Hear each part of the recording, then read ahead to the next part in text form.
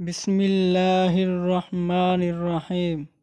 حضرت عائشہ رضی اللہ تعالی عنہا کی والدہ ام رومان رضی اللہ تعالی عنہا فرماتی ہیں کہ میں ایک مرتبہ نماز پڑھ رہی تھی، نماز میں ادھر ادھر جھکنے لگی۔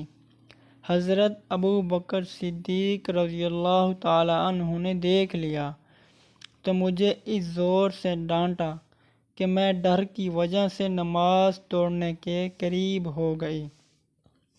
پھر ارشاد فرمایا کہ میں نے حضور صلی اللہ علیہ وسلم سے سنا ہے کہ جب کوئی شخص نماز میں کھڑا ہو تو اپنے تمام بدن کو بالکل سکون سے رکھے، یہود کی طرح ہلے نہیں۔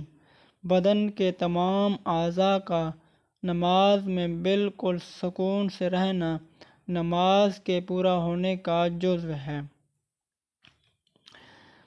نماز کے درمیان میں سکون سے رہنے کی تاکید بہت سی حدیثوں میں آئی ہے۔